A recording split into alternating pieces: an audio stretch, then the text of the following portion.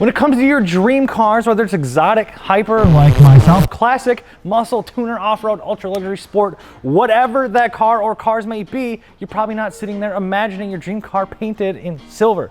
Why? Because colors matter. Colors can make or break the look of a whole car.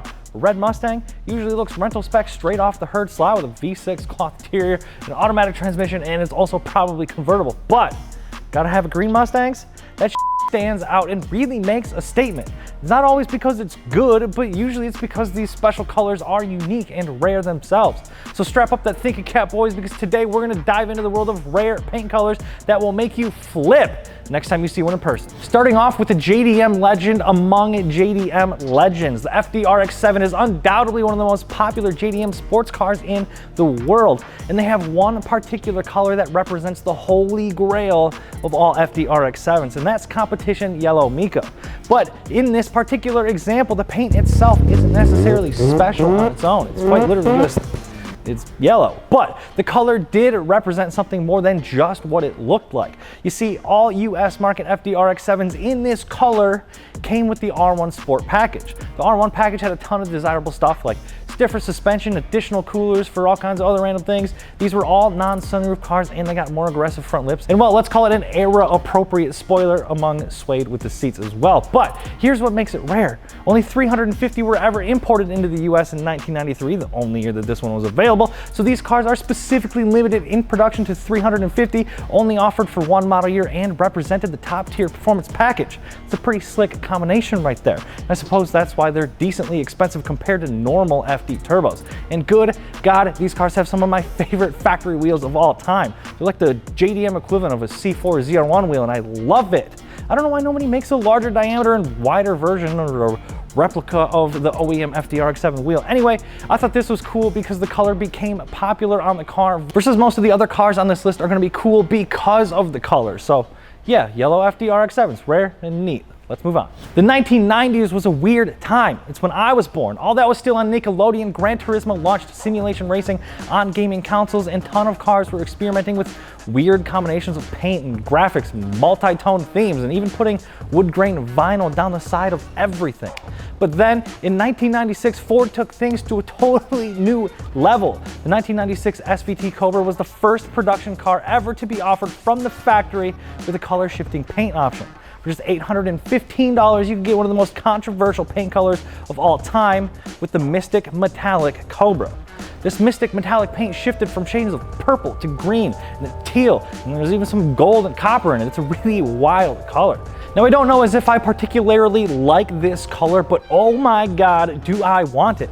Unfortunately, it was a 1996 only color and it was pretty controversial, so there aren't really a ton of them around anymore. But maybe even cooler than that is the 2003 and 2004 Mystichrome SVT Cobra. And this thing absolutely took this paint too far, maybe for the better, maybe not. The newest variation of the color changing paint option had a more tropical feel to it, if you will. The colors were a little bit lighter, they were more fun, they were easier to distinguish from one another, and again with the purples and the teals and the golds, and even this kind of dark brown root beer kind of color in certain light.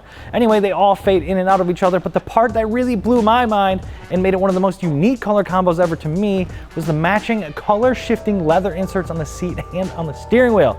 I have no idea how they did that, but man is it cool. Almost equally as strange as the Mystic and Mystichrome Cobras, the Harlequin Golf has got to be one of the craziest color combos on any car of all time. Now I know it might look a little goofy to you non-enthusiasts, but these cars are so freaking sick. The Harlequin Golf was a 1996 model year only option, just like Mr. Cobra, oddly enough. Anyway, making a long story short, in the 1960s, Volkswagen had this print ad where the Beetle had different color panels on it from different years to promote its biggest flaw, but as a feature.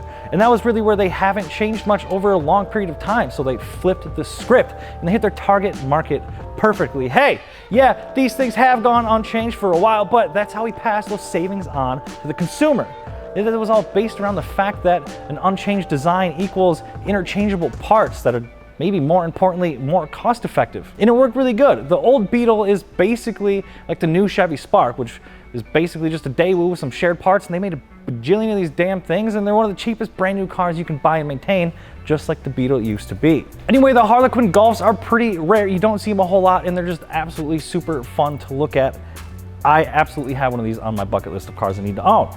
Hey, do you like free stuff, sick merch, and helping out a great cause? Well, good, because right now we're giving away a full set of Kansei wheels. And how do you win a full set of Kansei wheels, you ask? Well, that's a fantastic question, because all you gotta do to get entered is go pick up some of our exclusive Kansei giveaway gear, where we have this sick black tee with they got a sick logo on the back. And then we also have a white tee and a light blue tee with these other different sick designs. And we have a lanyard with sharks and wheels on it. And every $5 you spend on this giveaway merch gets you one entry into the giveaway. And we're donating a portion of the proceeds to Feeding America, so you guys can feel good about supporting a great cause as well. Good luck. You know, one of the rarest car colors of all time wasn't even paint at all, actually. It was just straight up bare metal. In 1981, John DeLorean would introduce the world to one of my least favorite cars of all time, with a whopping 130 horsepower. The DeLorean was able to reach a top speed of 109 miles an hour and would dash to 60 in a blistering 10.5 seconds. You guys, the DeLorean sucked. I'm sorry, and I hate to sound like such a hater, but like, what the hell, man? This thing may as well have been designed by a cocaine-fueled gentleman who had more money and drugs than he knew what to do with, and that's the only reason why this car can ended up being a slow turd. Oh wait, that's exactly what happened. Anyway, they did knock one thing out of the park, and that was the looks. This thing was basically from the freaking future, if you know what I'm saying. But maybe even bigger than its movie feature was the color, or rather the lack thereof. The DeLorean is literally freaking brushed aluminum, except for its bumper covers. Those were painted because they were plastic. To the best of my knowledge, this is the only mass-produced car to leave the factory unfinished, making it pretty dang rare in itself, especially, you know, after the company failed and only being able to produce these cars for a couple of years. But what happens when a young, successful, cocaine-ravaged American engineer and inventor stumbles across an opportunity to partner his new crazy automobile company with a nearly $200 billion financial corporation, American Express? That's right, baby, we're talking about 24 karat gold DeLoreans. You literally cannot make this up, guys. The DeLorean American Express project was supposed to be a big-time promotion that planned to sell 100 units of 24 karat gold-plated DeLoreans for $85,000 each to its gold members. Now, I don't know if you've ever used an inflation calculator before, but $85,000 in 1981 is over $250,000 in 2021. Now, I don't know about you guys, but I don't think you'd even pay $5,000 for anything with 130 horsepower. But only 2 were ever officially sold. Parts to build a third gold DeLorean were produced as replacement parts in case one was damaged, and then 2 more were actually custom commissioned, but that's about as crazy and rare as it gets. And lastly, closing off with the JDM legend that you probably thought I was going to be talking about when I showed you a yellow RX-7 at the beginning of the video, let me introduce you to the Alpine Silver Toyota Supra. I'm just kidding. Of course, we're going to talk about the friggin' Midnight Purple R34 GTR, all right? Midnight Purple really became famous on the R33 GTR, though, with the original Midnight Purple color.